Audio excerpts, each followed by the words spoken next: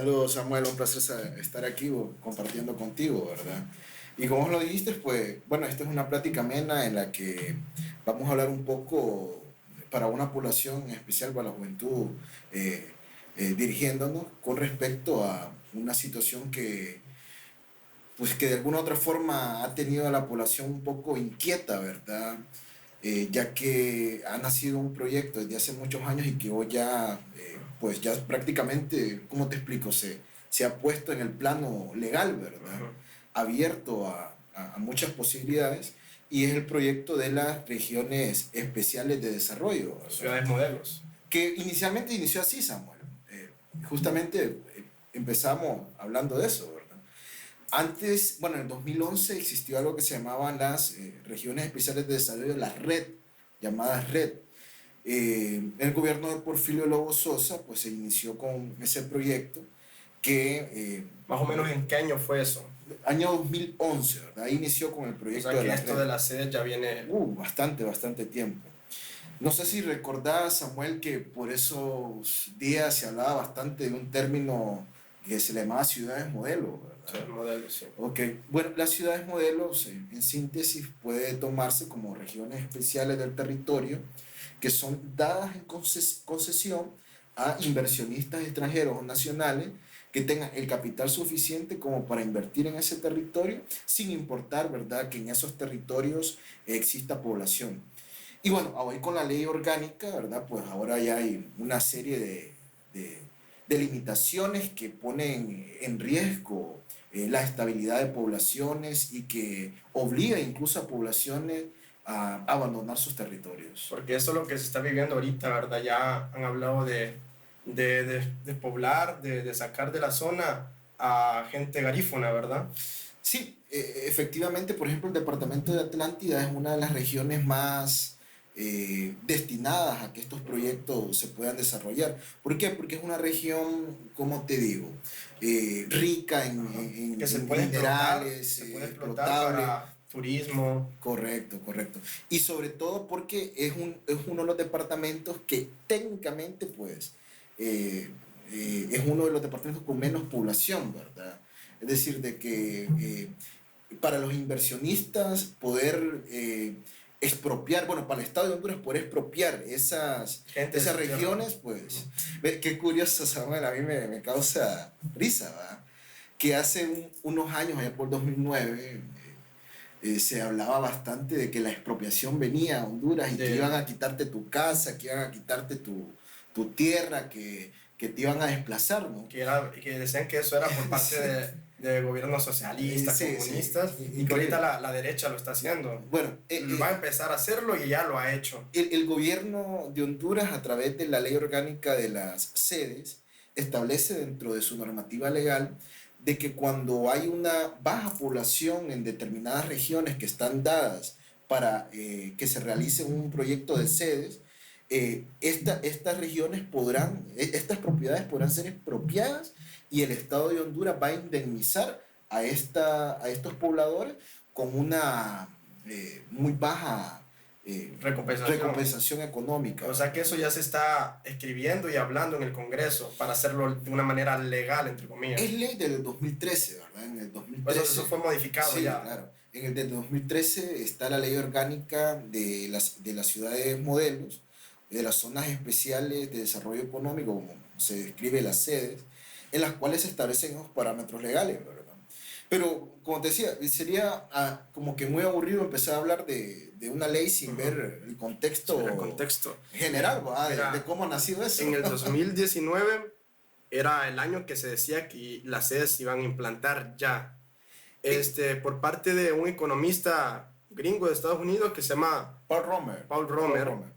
el tipo abandonó el proyecto. Se dio cuenta que había muchas irregularidades y que había como que mano peluda.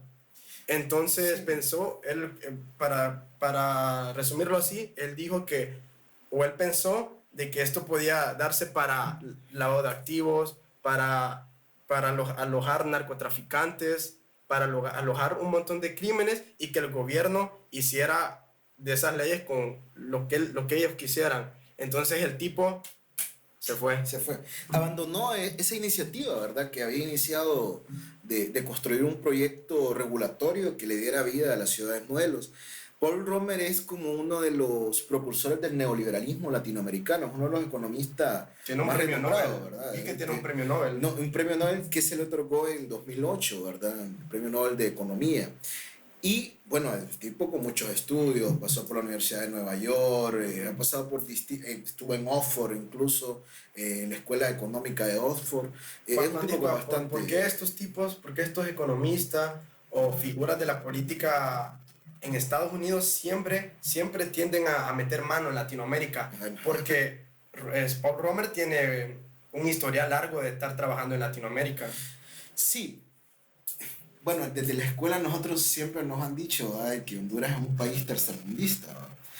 Los términos incluso han variado. Pasamos de ser un país tercermundista a un país en vías de desarrollo.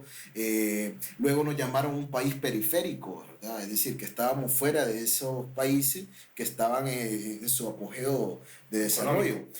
Y justamente ese proyecto de la sede, Samuel, pues nace como que, ¿cómo te explico?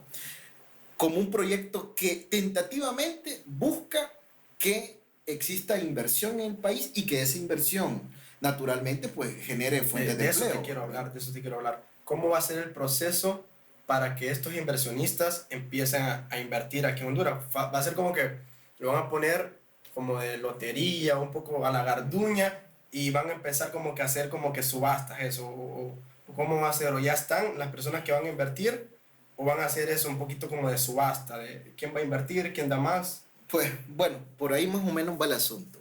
Así va. Es curioso, ¿verdad?, que este proyecto de las ciudades modelo se ha implementado bajo gobiernos de facto, ¿verdad?, totalmente, que han abusado de la independencia de los poderes, que han convertido el país en una total dictadura, ¿verdad? Y cuando te hablo de una total dictadura, por ejemplo, es que en el 2011, cuando nace este proyecto de las ciudades modelos, a posteriori la Corte Suprema de Justicia, 4 de sus 5 magistrados dictaminaron que es un proyecto inconstitucional. Y justamente la ley orgánica de esta cuestión de las ciudades modelo se aprobó cuando Juan Orlando era presidente del Congreso, y una de las inversionistas que es como que Honduras la cara, ¿verdad?, el extractivismo, del aprovechamiento de los recursos naturales, y que ha hecho de esa enorme riqueza natural del país un patrimonio propio. Hablamos de Gladys Aurora López, ¿verdad? Una hondureña. Sí, ¿verdad? De La Paz. Era una mujer que en ese momento estaba en el Congreso Nacional, ¿verdad? Fue una de las que firmó ese proyecto de las regiones especiales de desarrollo, ¿verdad? Y Juan Orlando, pues obviamente era el presidente del Congreso en ese momento. Una cuestión que bueno, que viene bien, pero bien maquillada. Es algo que viene desde ya tiempos, quizás planificándose. Y continuando con lo que te decía, Samuel, después de que vino la Corte Suprema de Justicia y dictaminó a través de una resolución de que ese proyecto de las ciudades modelo era inconstitucional porque violentaba el derecho a la soberanía territorial, al derecho que tienen los pueblos indígenas, los pueblos afrodescendientes, de tener derechos sobre su derecho ancestral, ¿verdad? Porque han vivido toda la vida ahí. Pues vino justamente ese poder fáctico y destituyen a todos los magistrados de la Corte Suprema de Justicia. Imagínate, ¿verdad? Es una cuestión bien, pero bien maniobrada, bien hecha, ¿verdad? Que lastimosamente a estas alturas lo único que le queda al pueblo, a la juventud, a vos, a mí y a todos los que tal vez nos escuchan, pues es únicamente luchar contra esos proyectos. Sí, porque Juan, yo pienso que al hondureño nos han quitado la mayoría de cosas, nos han privatizado la energía eléctrica, en algunas ciudades hasta el agua. Entonces, un hondureño siempre se siente orgulloso de sus tierras, de nuestras playas, de nuestras montañas, de nuestros bosques. Es algo que sea, como hondureño, vos le tenés mucho cariño y decís, hey, mira, en Honduras existen estas bellas playas, y que quizás ahorita nos las van a quitar, van a ser trabajadas en temas, van a ser trabajados por extranjeros. Y bueno, es justamente ahí donde vamos, el tema de la inversión y los capitales extranjeros en estos proyectos.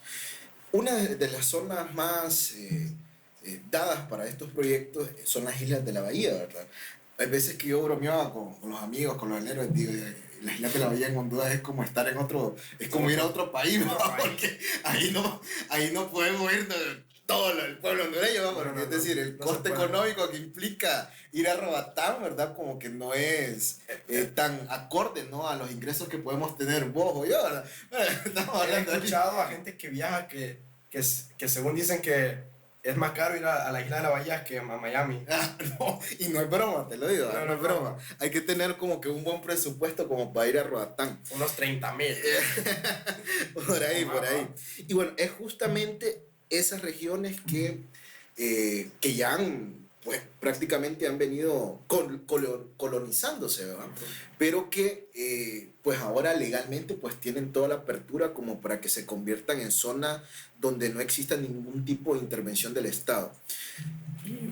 No sé si vos en el colegio has escuchado de un término que le dicen neoliberalismo, ¿verdad? El neoliberalismo, en síntesis, para los que nos escuchan, es una doctrina económica que plantea que el Estado, cuando hablamos del Estado hablamos de todo el organigrama, no debe intervenir en la economía, es decir, el Estado no debe precisar, por ejemplo, cuánto es el valor de la canasta básica, el Estado no debe decir, por ejemplo, cuánto le paga un patrón o a un trabajador. Y con esta cuestión de las ciudades modelo, este proyecto neoliberal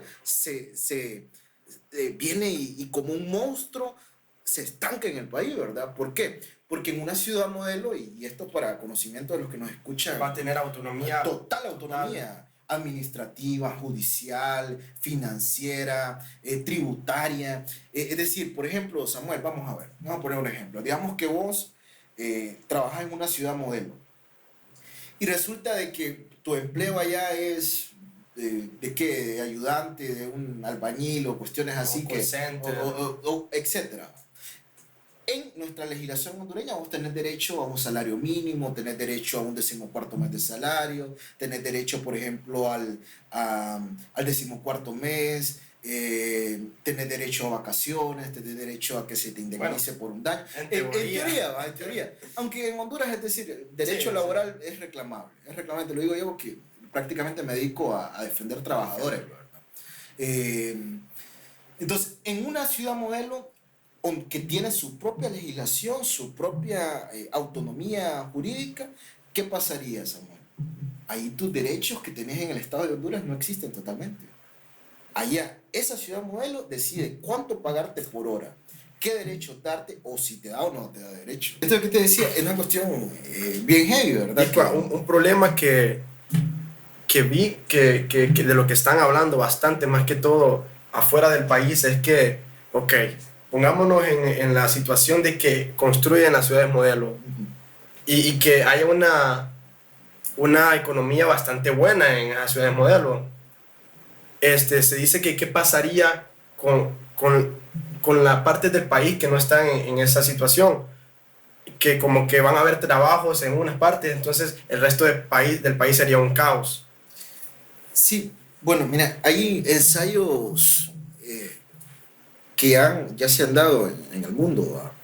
Hong Kong, por ejemplo, es uno de los ensayos que teóricamente es como que el más brillante de estos proyectos de la ciudad. De eso te quería hablar también, porque aparte de Hong Kong, está Singapur, está Emiratos Árabes y está otro país en China. Corea del Sur, Irlanda, todo el suroeste asiático hay un país, ha tenido hay una ciudad en China, parte de Shalom, se llama. Shenzhen, algo así. Sí. Shenzhen se llama, Shenzhen, que es a donde hacen todos los celulares, trabajan productos tecnológicos, que fueron ciudades que tuvieron ese desarrollo de ciudades modelos económicas. Sí.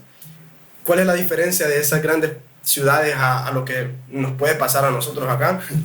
Bueno, estamos obviamente hablando de que aquí la política no es limpia, que es quizás, yo pienso que es quizás el error más grande o el problema más grande, que aquí van a hacer lo que quieran con lo que tengamos, ¿verdad? En esas ciudades quizás no pasó eso, no pasó que había una una política más sucia. Fue algo más limpio y que realmente tenían interés de hacer la economía desarrollarse. Bueno, Entonces, mira Samuel, vamos a vernos desde el contexto histórico. 1992 fue un año importante para la China, ¿verdad? Es decir, recordar que cae el muro de Berlín, ¿verdad? Hay un nuevo orden económico mundial, pues se empezaba a desarrollar pues un proyecto económico que pasara a capitalizar eh, este tipo de potencias, ¿verdad? Entonces, ¿qué diferencias podemos encontrar entre aquella China de 1992 y la Honduras de allá? Enormes, abismales a pesar de los diferencias, años. abismales diferencias. Sin embargo, esos proyectos de la sede, por ejemplo, en Hong Kong, ha provocado, por ejemplo, una sobreexplotación de trabajadores, trabajadores que no son Y muy... quizás también ¿cómo se dice? Que no es el aire, lo contaminan mucho. Bueno, además de todos los desastres Ambientales ecológicos, naturales y que ambientales. provoca, ¿verdad? La industria, pero eso principalmente, el tema de la explotación laboral que se genera con un mecanismo capitalista de producir y producir y producir en masa. Sin, Eso es Hong Kong. sin importar el ambiente, el Sí, medio ambiente. es correcto. Pero bueno, devolviéndonos al ámbito nacional, uno se pregunta, pero ¿y estas ciudades modelo? Quizás funcionen, quizás Quizás no. funcionen o quizás no. Definitivamente que No, no van a funcionar. no. Es más, en la ley orgánica, imagínate que solo el 13% de los ingresos que produzcan estas ciudades modelo van a ser destinadas para el Estado de Honduras en materia tributaria. Y adivinar para qué dependencias del Estado de Honduras van a ser destinadas. Número uno, Armas. Fuerzas Armadas. Oye, creo que el 5 o el 3, entre el 3 y el 5%, no recuerdo muy bien lo de la ley, va a ser destinado por las Fuerzas Armadas para, y lo dice textualmente, para seguir, como que lo dice, Da risa, no, da risa. para seguir enalteciendo y hacer crecer La el fuerza poderío de las Fuerzas Armadas. Y otro porcentaje, pues, está destinado al Poder Judicial. Y uno dice, pero La educación. ¿y por qué por el Poder Judicial? Bueno, el Poder Judicial tuvo mucho que ver en que esta ley todavía siga vigente. Y ya, bueno, Amapala, Choloma ya hay una ciudad modelo, ¿no? Ya hay un parque industrial como ciudad modelo. Y en San Pedro también. Se está promoviendo varios proyectos. Altia es como una Sí. ciudad modelo. Se han creado A menor medida, ¿verdad? Sí, un montón de normativas que han venido, por ejemplo, la ley de empleo temporal, una ley que de alguna otra forma tiene un vínculo con eso. Pero bueno, imagínate la gravedad de lo de las sedes. Número uno, autonomía total. Es decir, digamos que nosotros nos encontramos aquí en una colonia, ¿verdad? Nosotros nos encontramos en una colonia y esta es la colonia.